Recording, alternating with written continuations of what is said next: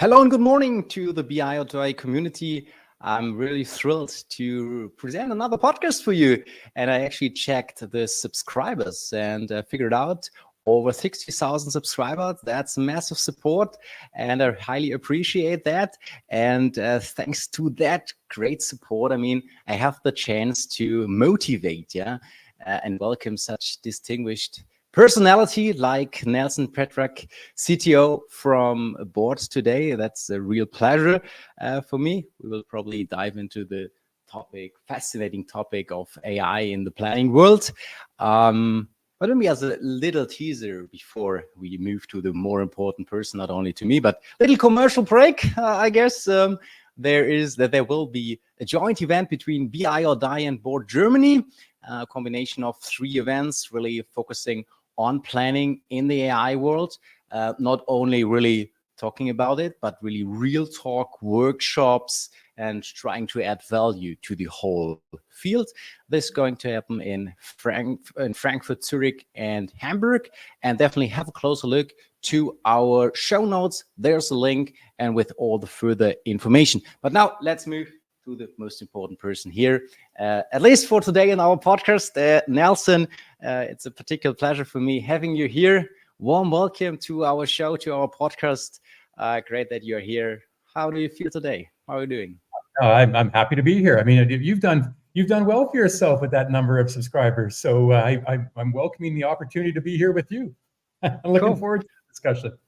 Yeah, definitely. Probably we add many more, hopefully, through you as a personality having in this podcast. So that's definitely just a preface with the 60,000. I don't know if you remember our last meeting was during a CFO meeting in Zurich. Maybe shoot out to Mike at this point.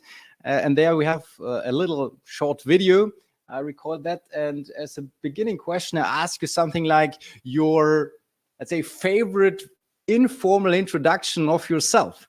And if I remember that correctly, you said something like the Canadian who's a huge fan of Formula One or something like that. Absolutely. And I don't know, we could continue in that direction. Last time we talked then about some of your fellows from Canada, like Jacques Villeneuve, former world champion in Formula One, Lance Stroll, etc. We could even continue that. Last week there was in Las Vegas a quite successful Formula One event. But also, if you like, and use this as a presentation for yourself and board as well, also like a more formal introduction of yourself. Maybe a few words about yourself. That would be quite nice. Sure. No, it sounds good. Well, as you've already pointed out, I am a Formula One fan, but I can't actually justify being a Formula One fan when it comes to my work, because obviously being the Chief Technology Officer, Product Officer at board, I'm responsible for what we call our intelligent planning platform. And as you can imagine, in Formula One, there's a fair amount of planning that goes on as well, whether it's logistics, how you get all the different parts, if you will, of not just the car, but the whole team in itself, to all these different race venues. That's a huge planning exercise. We all know that from a financial standpoint, the teams now have a certain, effectively, cap. They can only spend so much money. And so there's a huge financial planning exercise that goes along with Formula One. And then, of course, you got all the other elements around things like workforce management. You've got elements around supply chain. The list goes on and on and on. And from that, you can actually draw a number of parallels to what it is that we do at board. We do help thousands of customers across the globe really work on any type of planning problem that they might encounter throughout their business and organization. So the fact that I like Formula One, it's just a nice little sideline. I can use that preference to really justify what it is I do at board. So that's just a little bit of a maybe an excuse as to why you talk about Formula One on this particular podcast. But generally speaking, what I just described is actually a lot of the problems that we solve for our customers across the globe. Yeah, of course, and even if you have a closer look to the sponsors at the Formula One, and for example, at the Mercedes-Benz team or something like that, they're even also popping up those let's say software vendors or whatever. So the way you describe this is exactly even reflected in the sponsorship of some vendors additionally. So So, but maybe more coming back to the fact that even if I observe that in a lot of German companies that the popularity of Gen AI, generative AI, intensively probably through the application of ChatGPT is really increasing, or is definitely not deniable. And I also had a call a few days ago with some colleagues from PwC, and they also pointed that out, that there are basically two current topics in the companies. And they say, okay, the first one, that's ESG, everything around that. And the other topic is Gen AI. So these are the huge issues they are trying to solve currently. And I just know that you returned kind of a business trip, North America, London, etc. So if you try to compare those Europe's and North America in terms of AI, their attitude to that, what would you say if you compare those nations more or less with each other? Yeah, no, I mean, just the topic of, I'll just use the term analytics as kind of an all-encompassing term at the moment, but there's obviously the more classical element of analytics, so around machine learning, a lot of the algorithms that are associated with that, and then now, of course, the hot topic in the world today is really around generative AI and the opportunities that it brings. And a lot of the conversations that I had with customers, I was actually just in the Netherlands. We had a great Board Beyond event there, talking to a lot of customers and partners around what's top of mind for them. But as you mentioned, I kind of did a half world tour where I was throughout North America, different locations in Europe. And I would have to say that, the topics that you mentioned, ESG, obviously a very interesting topic, hot topic for a lot of organizations, not just because of regulatory requirements. I mean, we know that there's some mandatory requirements that are being put forward around certain things, around how you report your environmental impact and so on and so forth, but also because of the social element of it. And so that's one of the hot topics. The other hot topic I would say is around generative AI, maybe just AI in a broader sense, but generative AI being sort of the immediate, because it's really front and center. People can go, they can try it, they can experience it. And of course, ChatGPT, OpenAI, organizations like that, Meta and so on, have really made it easy for people to try it. And which is actually one of the reasons why I would say that it's seen the rate of adoption and interest that it has. There's also the social aspect of that. And so people are talking about it. What can it enable? How is it going to change the way that we do our work, quite frankly? But also, what is the impact of that to society as a whole? What are the social elements of it? And so as I did my tour and kind of my journey, if you will, through all of the different countries and met with dozens and dozens of customers and partners, these were top themes. These were top of mind for people. These are the topics that they're interested in. And as I mentioned, it extends beyond just, did I type in a prompt and get an answer that I liked, but around other topics like data privacy, data governance, security, the biases that might be present in the data. Definitely the range of topics is very, very broad when it comes to this space. Yeah, especially if you're diving deeper into it. I mean, it's just on the top level saying, okay, ESG, AI, maybe that's also a bias just talking about those. But if you're really following those issues on a proper level, then of course all the other issues you just described and topics are more or less arising. Otherwise, it's definitely not a chance. However, you also said, okay, Gen AI or ChatGPT is kind of fascinating. People can play around. And that is also kind of observation I made, that many product vendors somehow, I don't know, succeeding of the fascination of ChatGPT and trying to integrate ChatGPT more or less in their applications. And then, supposedly show great use cases. And if you then look behind that, okay, I'm not saying that every use case is like that. There are often very fantastic ones, definitely. But some also see like a nice gimmick, nice to have, not really having the potential of being assistant for daily work in the future. So maybe from your observations, do you observe that similarly? And then in contrast to that, what's the approach you at board are taking really to create real business value for your clients in integrating AI applications and all kind of stuff into your software? Yeah, well, that's always the sit back and watch part of any new technology, right? you have this flurry of activity where, from a marketing standpoint, everybody wants to jump in and make noise and do a simple integration, and potentially because it's a great way to further market yourself and so on and so forth, right? We've seen this happen in the past. One of the probably recent opportunities where this has happened is really around the world of blockchain, right? So for a while there, everybody was integrating blockchain into their systems because they could talk about blockchain and make some hype and noise and play off of the buzz that was in the industry. And then we all realized that actually, we need to make sure that we're using the technology for the right set of use cases and actually driving real business value. And so what we, just like any other technology, we should be asking, okay, where does this really help? How is it going to help? And what is the value that it's going to drive? And so that has been just my philosophy in general when it comes to any of these new technologies. There's definitely a place for it. Just like there's a place for blockchain, just like there's a place for other technologies that, IoT, all these things that have really, we've heard about over the years and have come up as these big hyped trends. But we always have to take that step back and say, well, what is it that I'm really trying to do with the technology? What are the problems that I'm really going to solve? What value can I bring as a software provider to my customers so that they can leverage this kind of capability seamlessly in their own organization? And so for us, I could have gone and integrated a text box into my my platform and allowed you to type anything in, and maybe I'd get some answers, maybe not. But we tend to take more of an approach of, where does it make the most sense in our platform? What value am I bringing? And then how do I convey that to the users?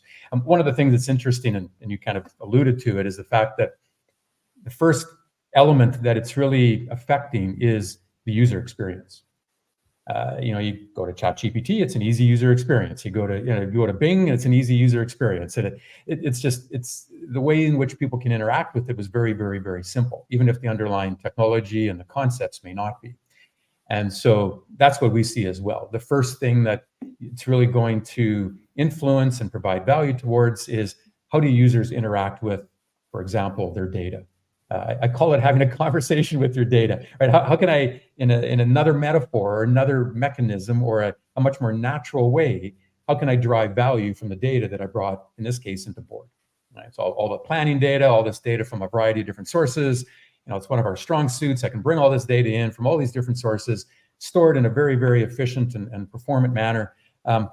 This is yet another way that I can then interact with that information, right? As opposed to maybe the more classical ways that people are used to and have done so in the past with things like BI tools and so on. So it's a blending. You have to look at it that way. And again, it goes back to, what value am I bringing by bringing in this technology? So as a CTO, I enjoy all technology. If I could, I would bring in all the cool open source projects and put them all together and just play with those all day. But in the end, I got to remember that it's, this is for our customers and partners. What problems are they trying to solve, and what can I do to help them? And definitely, that's also, if you're very mature and solid software, I think it's something completely different than just, okay, I'm open source, I'm just trying it out and something like that, playing around. I mean, of course, ChatGPT is a great source, but for example, for this interview, I also made kind of a fun and asking, okay, just used my iPhone saying, okay, I do have an interview for our podcast with the CTO of board. What questions do you recommend? Yeah.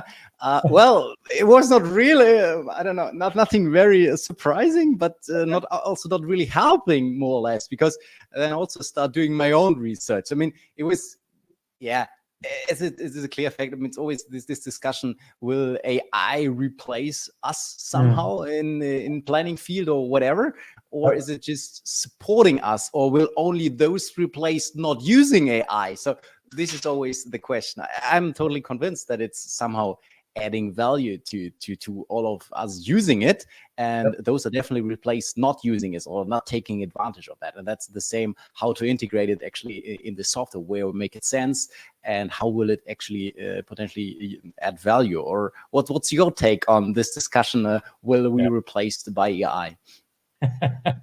Well, I think I refer to it as AI augmented planning. I mean, from a board perspective, we see it as augmenting what it is that our planners are doing. And so whether they're bringing information in to create consolidated views, whether they're bringing information in so that they can drive better decision making, whether we want to track that decision making and feed that back into the process, it's augmenting what it is that these people are doing. And so, if your only job was to potentially do, create copy out of the data or something along those lines, well, then I might be worried. But generally speaking, what you find is that it's allowing people to eliminate the messy stuff from their working day and automate a lot of that element, and then moving it more to a situation where they're doing more analysis as opposed to actually doing, again, the messy stuff, right? And this has been a promise of tools for quite some time. But I think this just is a continuation of that concept, right? That thinking. And so, I use it on an almost daily basis to just help me with my day-to-day administrative tasks, if you will.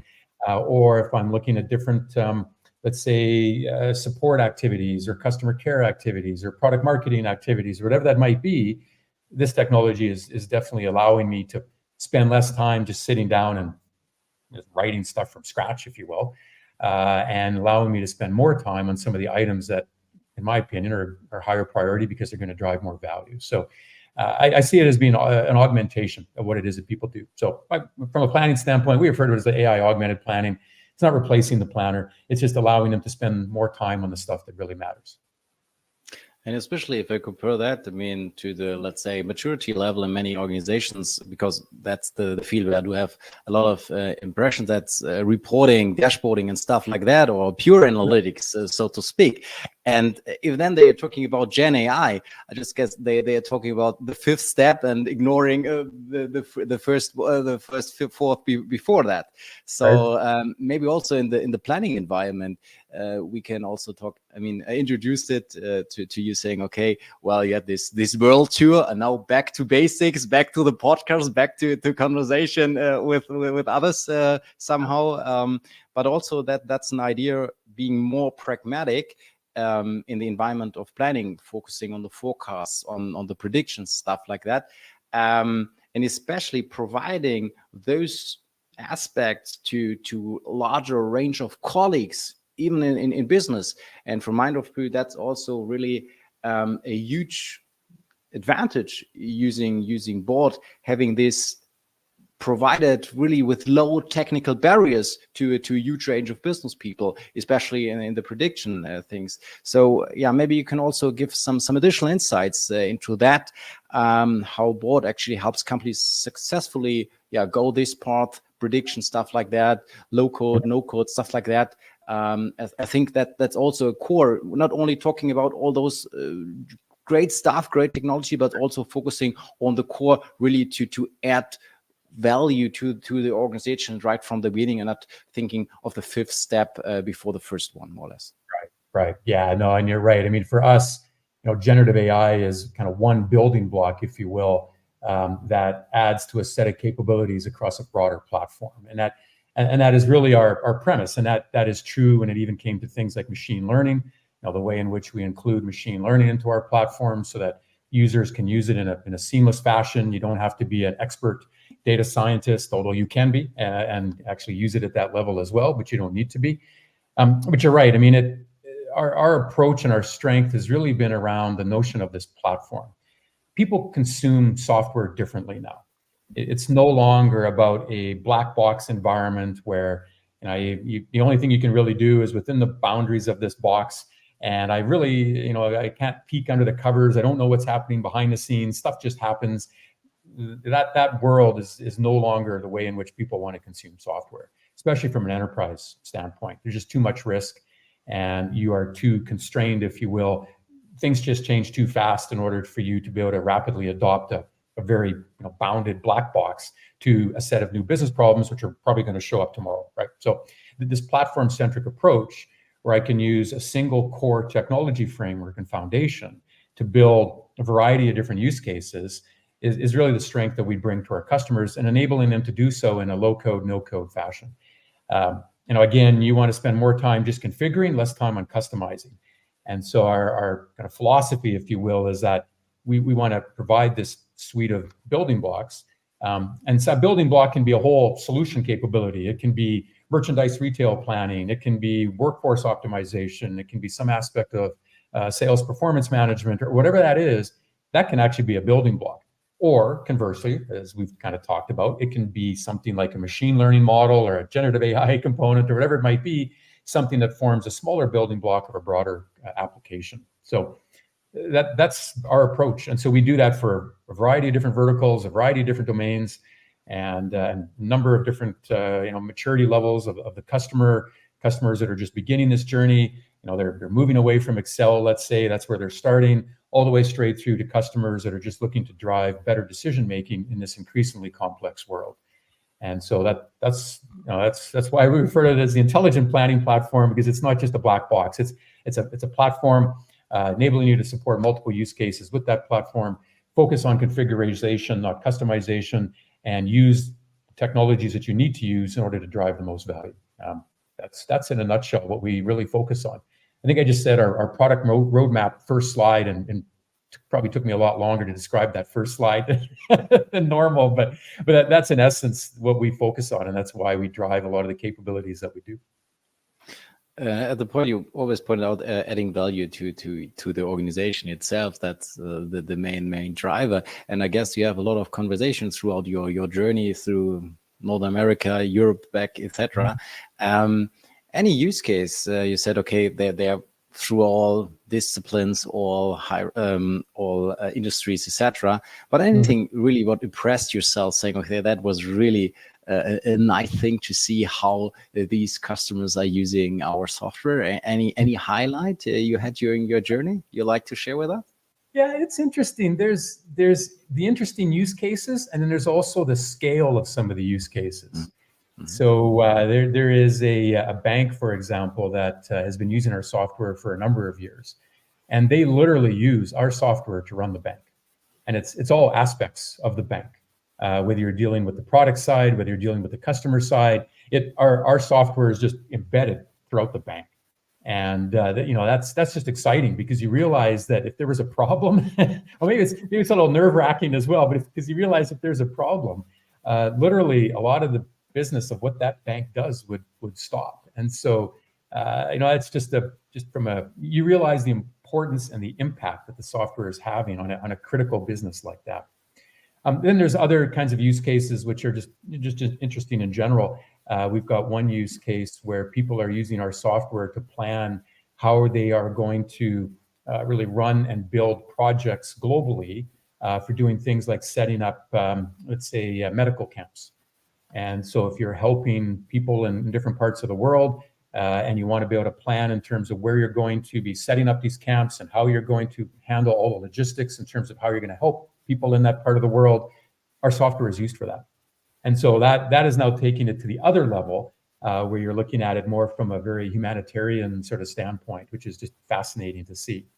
And then we alluded to the topic of ESG. I saw a great ESG use case from one of our retail customers earlier this week, just really using our software to help them drive all of their ESG initiatives across the globe. And so there you're now getting into the environmental as well as the social impact. And yes, there's a corporate governance element to this as well, but you're now using our software for just social, environmental good, if you will. So those are always some of the great use cases. You got the scale, businesses using our software to really run their business, all the way straight through to sort of the environmental and social and some of those other elements that kind of fit into that as well, which are just really, really nice to see our software being used in that way. So lots of great use cases. We've got everything in between, but those are some of the ones that I just find personally interesting. I mean, of course, it's always a tough question because there's so many, and for each company, it's probably it's their most interesting use case, and in case they are adding value through your software, that's fantastic at the end of the day. But also an interesting thing I observed, and that's probably also part of the journey. It's not only discussions with customer, there are other software vendors you're probably also talking to.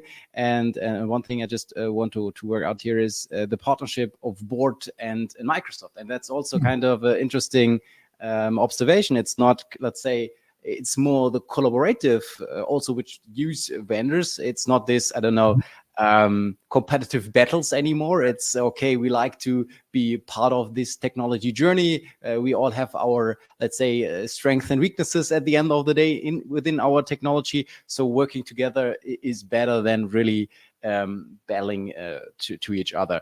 And definitely it will probably not the last major player you are adding to your partnership portfolio, I guess, with Microsoft. So maybe you can also explain your philosophy at Board behind such a partnership, such a cooperation, and how Board's customer actually benefiting from such a cooperation or future cooperations with other major players in this field. Right. Well, I mean, I think, we all know that Microsoft, they themselves had to go through a huge transition, and their shift to the cloud and the work that they do with Azure and all the different services that exist within the Azure ecosystem. That has obviously been very, very successful, quite successful over the last number of years, so that they're now one of the top players in that particular space. And for us, we wanted to collaborate with a partner that, as you mentioned, was not going to be just a technology partnership, but actually a true collaboration.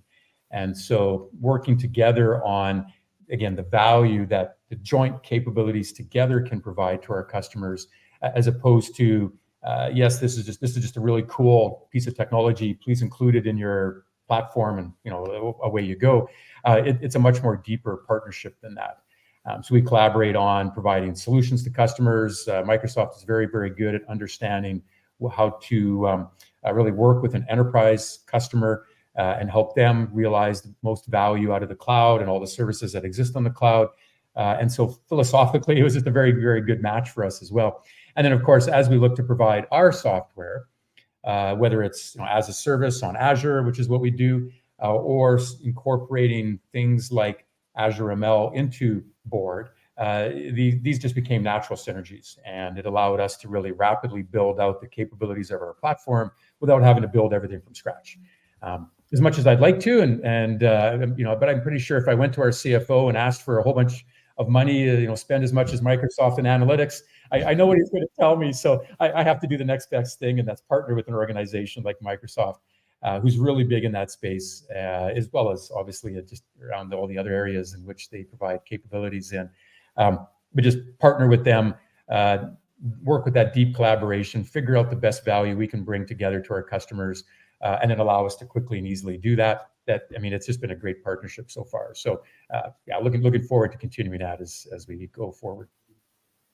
And also maybe going beyond that, and that was also part of your presentation, which I saw in Ludwigsburg, also as a part of the Born Beyond journey you provide as a Board, as a company.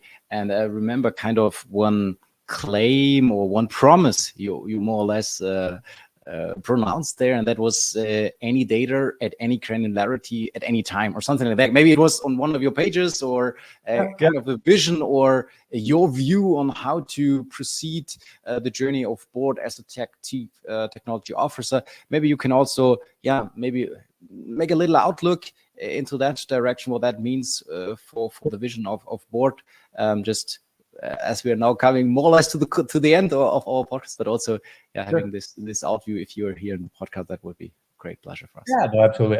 It's so. By the way, you've got a great memory. I'm gonna have to remember that whatever I say, your chances are you're gonna bring that back at some point. So it will be even tougher if we have another interview. No. I'm gonna have to watch this recording back so I can make sure I remember what I said. No, so what you're referring to, very, very accurately, by the way, what you're referring to is one of the elements of our core principles. So we've laid out 3 core principles that drive a lot of what we do in the platform. And so we'll talk about the platform being very open. We talk about the platform being very intelligent, and we talk about the platform being connected. So intelligent is around analytics. If I were to summarize all this very quickly in a nutshell, intelligence is around analytics. Connected is about making sure that we can bring together external parties so that you're doing planning, not just within your own organization's firewall, if you will. And open, one of the aspects of being open is around an open platform, any sort of use case. But as you mentioned, it's also the ability to support any data from any format, from any source. And as I always like to add, typically at any speed. So the planning is not just a once a year exercise. The rate at which you need to do planning, that window is getting shorter and shorter. And so oftentimes you need to be looking at bringing in data in a more frequent manner, which is something that we do focus on as part of our platform. So, but as you can imagine, planning without any data is going to be a bit of a challenge. You need to make sure that, and a lot of this starts with data.